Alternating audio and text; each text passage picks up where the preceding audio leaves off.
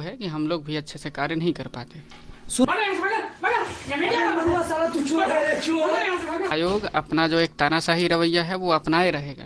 हाँ, मैं question paper set कर रहा हूँ। 4 तारीख को जो एक सेंटर की परीक्षा आरंभ की जा चुकी थी। नमस्कार दोस्तों, तो हम ब्रिटिश पब्लिक सर्विस कमीशन के चेयरमैन अपने लॉर्ड मनु भाई से मिलने आए हैं। तो चलिए हम उनसे कुछ प्रश्न करते हैं। अच्छा सर, ये बताइए, जो 13 दिसंबर को बापू सभागार में जो एग्जाम हुआ था, बस उसी को आप क्यों रद्द कर रहे हैं, बाकी सबको क्यों नहीं रद्द कर रहे हैं? देखिए, क्योंकि उसी सेंटर पे परीक्षा का पेपर लीक ही हुआ था और इसीलिए हमने उसी सेंटर को केवल लीक किया है। बाकी सेंटर पे 911 सेंटरों पे परीक्षाएं बहुत सुचितापूर्वक कराई जा चुकी हैं और ये बात आयोग 100 बार बोल चुका है, फिर भी लोग नहीं मान रहे हैं।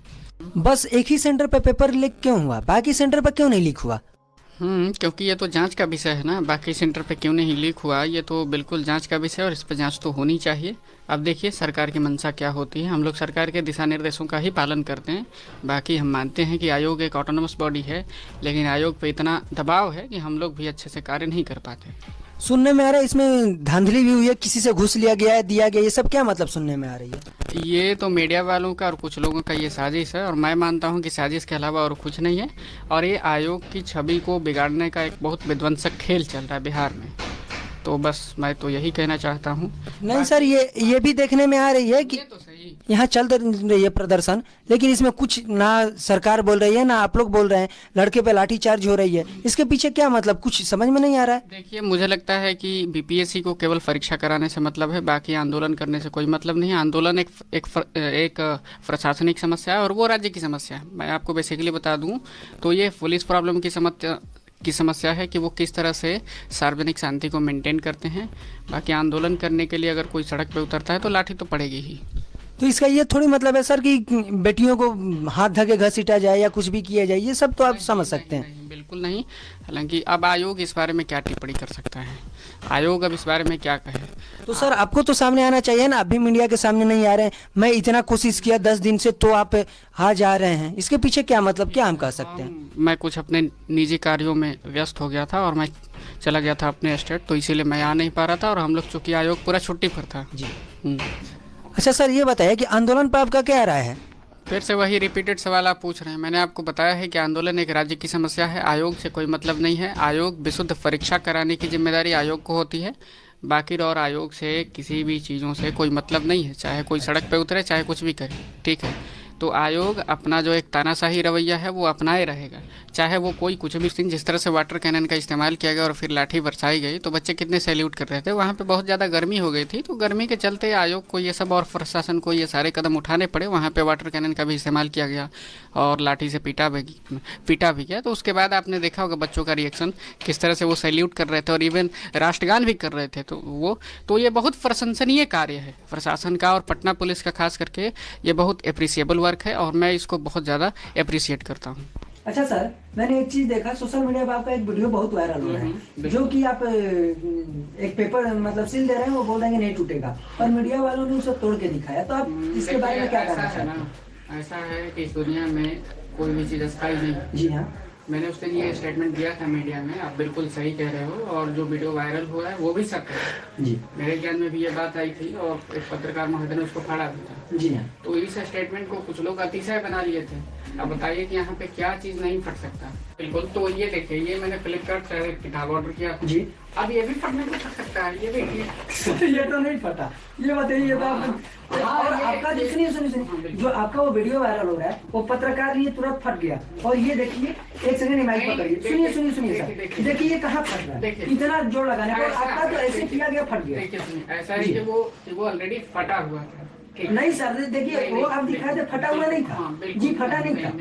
सुनिए तो सही, आप आयोग की विश्वसनीयता के सवाल उठा रहे हैं, ठीक है, क्योंकि आपको पता ही कोई अधिकार नहीं आयोग की विश्वसनीयता के सवाल उठाने, ठीक है।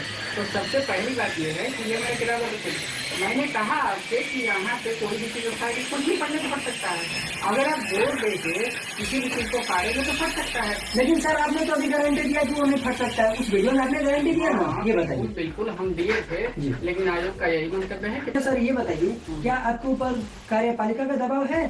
देखिए, आप बहुत अच्छा सवाल कर रहे हैं। मुझे लगता है कि आने वाले दिनों में आप बहुत अच्छे पत्रकार बनेंगे। आपको एक चीज़ समझनी होगी कि कार्यपालिका का दबाव किसी भी स्टेट की संस्थाओं पे नहीं होता, बल्कि कंट्रोल होता है, नियंत्रण होता है। जी। यहाँ के, चूंकि आपको पता है कि राज्य के मुख्यमंत्री ही होते हैं और मुख्यमंत्री ऑल इन ऑल हैं, तो मुख्यमंत्री जो कहेंगे वो होगा, ठीक है।